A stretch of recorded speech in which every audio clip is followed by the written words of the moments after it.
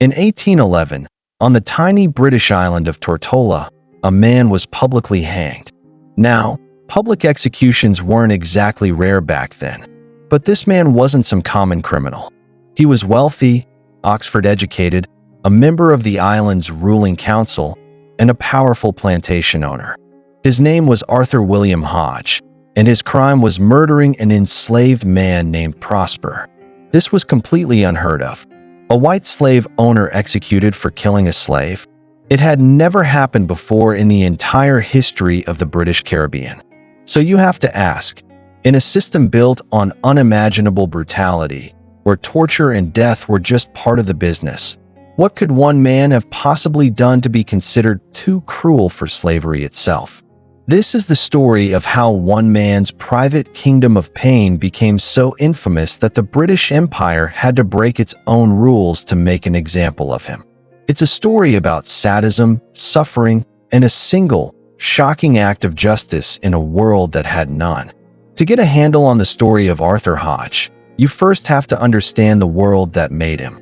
The British Caribbean at the turn of the 19th century was a place of staggering wealth built on even more staggering misery. Islands like Tortola weren't really colonies. They were giant sugar-making machines, fueled by the bodies of enslaved Africans. The demand for sugar in Europe was bottomless, and the plantation owners pushed their operations to the absolute limit. For the enslaved, life was hell on earth.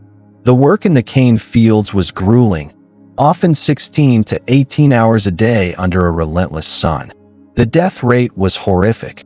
On many plantations, more people died each year than were born, which just created a constant demand for new human cargo from the Middle Passage.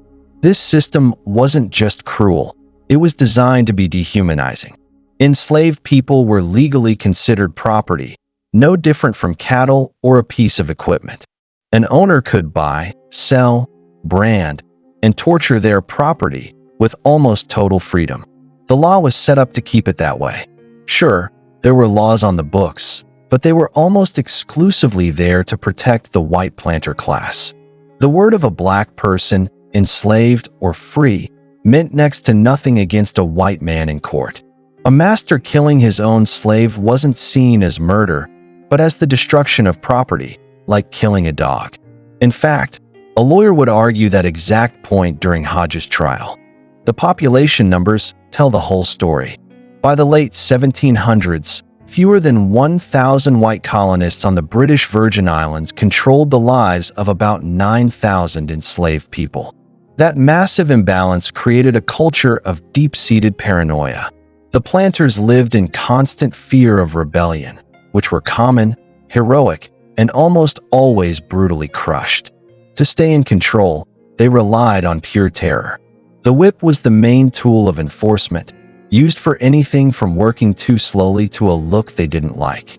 This was the world of Tortola, an isolated island where a handful of white men held the power of life and death over thousands. Violence was their language. And in this world, where cruelty was the norm, Arthur Hodge was about to return home and somehow manage to stand out. On the surface, Arthur William Hodge looked like the perfect colonial gentleman. He was born into the Tortolan planter elite around 1763, sent to England for a proper education at Oxford's Oriel College, and even served as an officer in the British Army. People who knew him called him a man of great accomplishments and elegant manners. When his father died in 1803, Hodge came back to Tortola to take over the family plantation, a big estate in the island's interior called Bellevue. With his money and connections, Hodge shot up the ranks of colonial society. He became a member of the colony's executive council and its legislative assembly. Basically, he was one of the guys in charge of running the British Virgin Islands. But under that respectable surface, something was deeply wrong. The absolute power of a plantation owner didn't just corrupt Arthur Hodge. It seemed to uncage a monster. He appeared to get a sick, twisted pleasure from hurting people, and his plantation quickly became his own private fiefdom, a remote laboratory for his cruelty.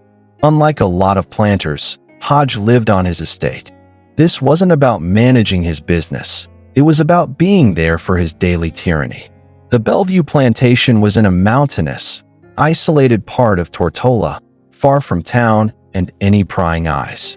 That remoteness was key. It meant he could do whatever he wanted with total impunity. Here, his word was the only law, and his whims decided who lived and who died in agony. Witnesses later said Hodge had a simple, chilling philosophy. He told a manager he didn't care if the work got done, as long as he heard the whip. For Hodge, the sound of violence was the sound of business. The suffering of the people he enslaved wasn't a side effect of the system. It was the whole point. Over the next 8 years, from 1803 to 1811, disturbing rumors started to trickle out of the hills of Bellevue. Stories of cruelty that went way beyond the brutal island norms. Other planters, men who used whips and chains themselves, started whispering about Hodge. They knew cruelty. They practiced it. But what was happening at Bellevue was something else. This was the work of a man who seemed to love pain, who pursued torture with a creative, relentless passion. For years, the screams from his farm of death were ignored, and the man of elegant manners was free to continue his reign. To call the Bellevue estate a farm would be a lie. It was a factory of pain, a place where the logic of profit had been totally consumed by the owner's pathological need to inflict suffering. For the roughly 140 to 200 enslaved men, women, and children there, every moment was lived in the shadow of a terror so absolute and random that just surviving was a matter of pure luck. Hodge's methods were as creative as they were sadistic. His favorite torture was boiling water. He used it on 2 enslaved household workers, a cook named Margaret and a washerwoman named Else, after accusing them of trying to poison his family. He didn't just have them whipped. He ordered kettles of water to be boiled and then, as they were held down, had the scalding liquid poured down their throats. A witness, who couldn't stand to watch, later testified she heard their horrific screams from a distance. The whip was always present, but Hodge's floggings were marathons of brutality. An enslaved man named Tom Boiler was whipped with a heavy cart whip for over an hour straight, as Hodge stood by to make sure the lashing never stopped. When it was over, Tom couldn't stand. He was carried to the so-called sick house, a place few ever came back from, and died a week later. The man named Cuffy was flogged to death. So was Welcome, and Gift, and Violet. The names are a memorial of suffering, only recorded because their deaths were so spectacularly cruel they eventually ended up in court records. Hodge's sadism didn't spare children. In one of the most sickening accounts, it was testified that Hodge had several mixed-race children on the plantation, some possibly his own, held underwater until they passed out. They'd be revived, only for it to happen again and again, a terrifying game for his own amusement. Another boy, 10-year-old Sampson, was accused of a small mistake. Hodge's punishment was to have the child repeatedly dipped into a vat of boiling liquor from the sugar distillery until his skin peeled off his body. His rage even spilled over to free people. A free black man named Peter, hired to work as a cooper, also fell victim to Hodge. Despite being free, Hodge had him chained, whipped, and forced to work in the fields. Peter died shortly after, a clear message from Hodge that on his land, no one was safe. The result of this reign of terror was the systematic devastation of the enslaved population.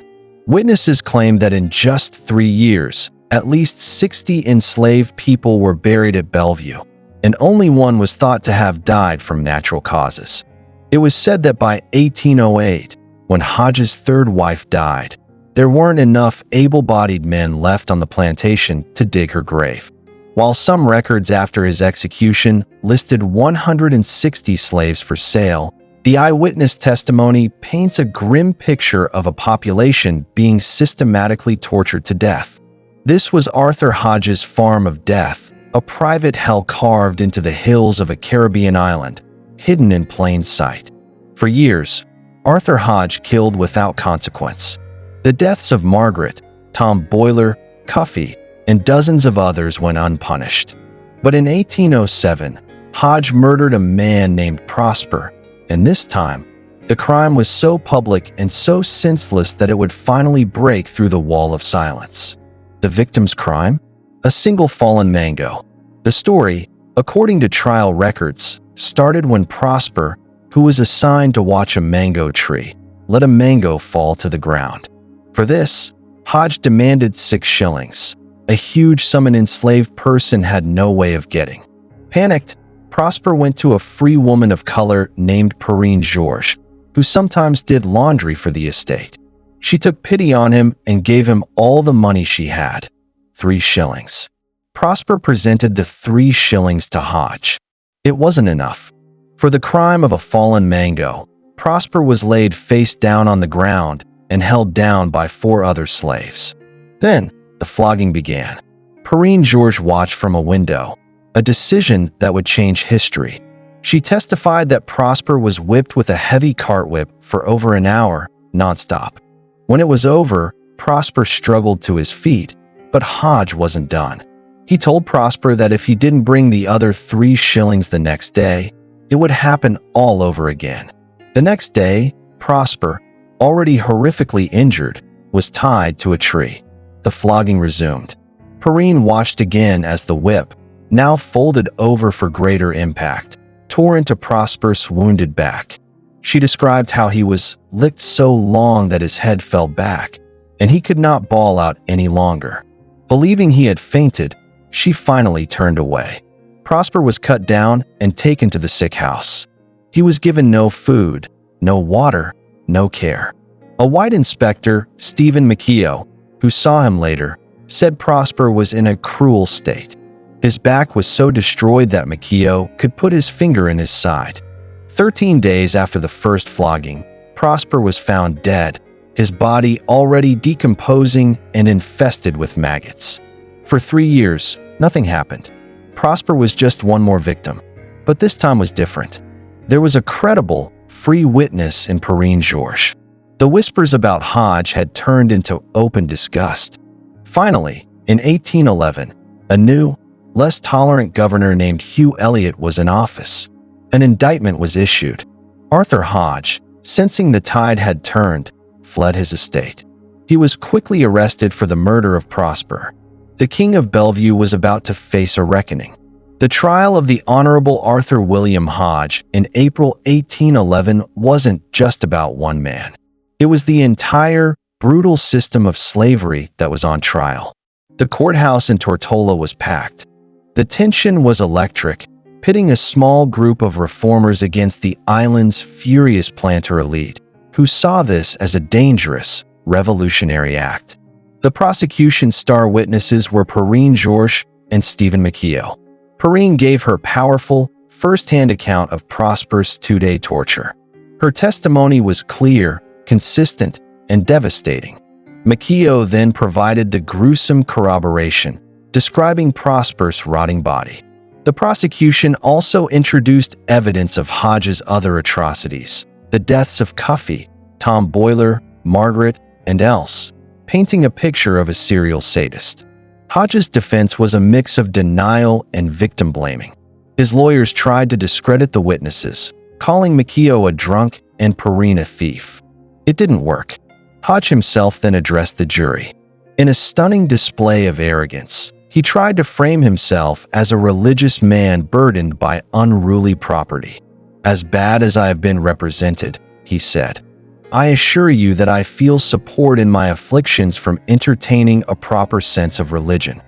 Then, the closest he came to an admission, "I acknowledge myself guilty in regard of many of my slaves, but I call God to witness to my innocence in respect to the murder of Prosper." He claimed his slaves' unruly behavior was the real problem. It was the classic abuser's defense. "They made me do it." His lawyer even made the argument that killing a slave was no different than killing a dog, prompting the prosecutor to shout, "My God, are we patiently to hear such a declaration?" The jury, made up of his peers, other white planters, was trapped. The evidence was undeniable, but they knew convicting one of their own would set a terrifying precedent. They returned with a conflicted verdict, guilty. But in the same breath, 8 of the 9 jurors signed a recommendation for mercy, arguing that executing a white man for murdering a slave was a dangerous precedent. The final decision fell to Governor Hugh Elliot. Elliot, who had described Hodge's crimes as beyond anything he'd ever heard of, was not moved. He rejected the plea for mercy. Arthur William Hodge was sentenced to hang. The planters were outraged. They saw it not as justice for a killer, but as an attack on their entire way of life. The stage was set for an execution that would be remembered for centuries. The execution was set for May 8, 1811. In the days leading up to it, Tortola was a powder keg. The white planter community was on the verge of revolt, furious that one of their own was going to be hanged for disciplining his property. There were real threats of a riot to free Hodge by force. Governor Elliot knew how explosive the situation was. To make sure the sentence was carried out, he did something extraordinary. He declared martial law. He called out the militia and had them surround the gallows, not to control the enslaved, but to control the white planters. On the morning of the execution, thousands of people gathered. The crowd was a sea of black faces with a few white ones scattered in. For the enslaved population, this was a moment they never thought possible. They had lived under the whip their entire lives, watching friends and family brutalized and killed without any consequences. Now, for the first time in the history of the British West Indies, a master was being held to account. Hodge was brought to the gallows, reportedly maintaining his innocence to the end. After a few moments in prayer, he gave the signal.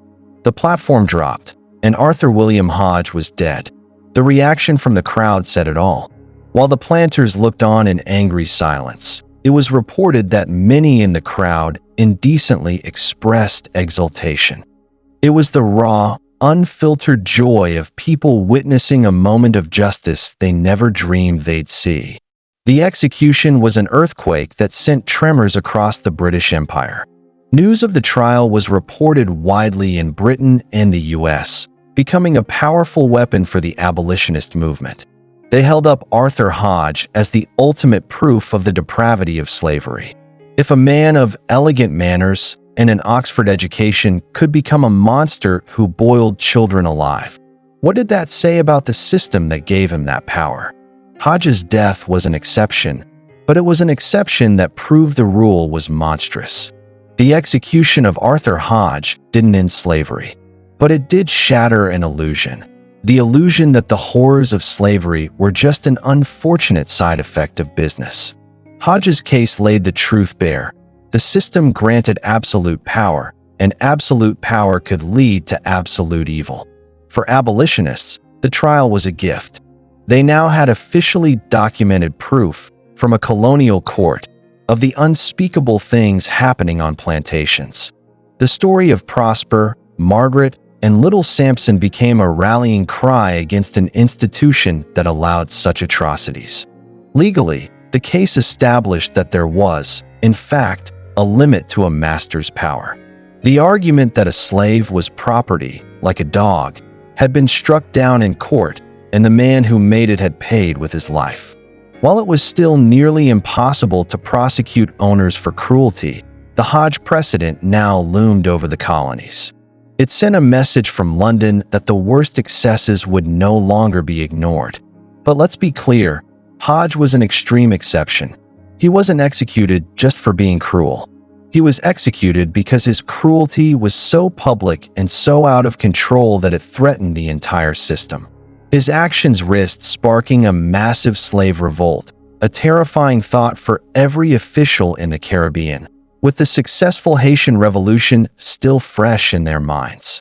In a way, Hodge was deemed too cruel for slavery not because his peers suddenly grew a conscience, but because he was a liability. He broke the unspoken rule of the planter class: be brutal, but be quiet about it. Today, the story of the Farm of Death is a harrowing reminder of what human beings are capable of and the true nature of slavery. The names of his victims: Prosper, Margaret, Else, Tom Boiler, Cuffy, Violet, Peter, Samson, are only remembered because of the sheer extremity of their suffering. They stand for the millions whose names are lost to history, who died anonymously under the lash on 1,000 other plantations. The execution of Arthur Hodge was a singular moment when the machine of colonial justice, for once, turned on one of its own. It wasn't the beginning of the end for slavery, but it was a crack in its foundation. It proved that even in the darkest of times, the demand for justice can never be completely silenced. If you found this piece of history compelling, let us know in the comments. What does the story of Arthur Hodge tell you about power, cruelty, and justice?